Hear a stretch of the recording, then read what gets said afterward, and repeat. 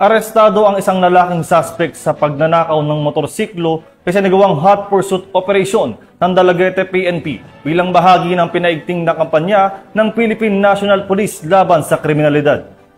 Ang operasyon ay isinagawa kasunod ng direktiba ni PNP Chief Police General Nicolas Torre III na palakasin ang presensya ng kapulisan at tiyaking mabilis ang pagtugon sa mga krimen sa buong bansa. Patrolwoman Judith Nicanor sa balita. Rehas ang isang lalaking suspect sa pagnanakaw ng isang motorsiklo matapos ang isinagawang hot pursuit operation ng mga kapulisan ng Dalaguete nito lamang nakaraan. Kinilala ni Police Major Alejandro Pescante Batubalunos, hepe ng Dalaguete Municipal Police Station Cebu Police Provincial Office, ang suspect na si Jovan, 20 anyos at residente ng Barangay Balud, Dalaguete, Cebu, at ang biktima na si Sean Reed, 21 anyos, isang bagger sa Prince Warehouse, Dalaguete at residente ng Barangay Banhigan, Dalaguete, Cebu. Ayon sa ulat, dakong alas 7 Gs ng gabi ng personal na magtungo ang biktima sa himpilan upang i-report na nawawala ang kanyang sariling motorsiklo na kanyang iniwan sa parking area ng Dalaguete Municipal Hall. Agad din siyang nag-post sa social media para sa kaalaman ng publiko.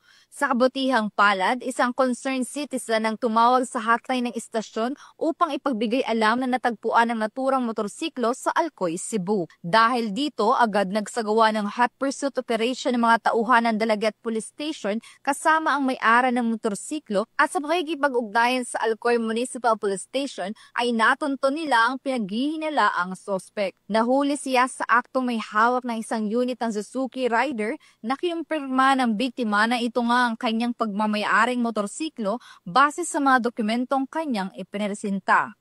Magandang araw sa ating lahat. Ako po si Police Major Alejandro P. Batubalunos, Chief of Police ng Dalaguete Municipal Police Station. Taos-pusong napapasalamat sa lahat ng tumulong at nagbigay ng impormasyon kung saan napadali ang pagkaaresto ng suspetsado sa pagnanakaw ng motorsiklo. Bilang inyong Chief of Police na ikupupong iparating sa publiko na maging alerto po tayo palala, lalo na po sa mga may-ari ng motorsiklo na huwag po ninyong kalimutan na ilak yung motorsiklo natin o huwag tayo mag-iwan ng ating mga sasakyan kung sa tingin nyo na hindi po safe ang lugar. Kung sakaling may mga insidente po, okay na lang mga tao sa inyong lugar, maaari po kayong tumawag sa ating himpilan sa mga numerong ito, 0923-8704-534 at 099-8598-6345 at sa ating mga landline na 484-8175. Maraming salamat po at mabuhay kayong lahat.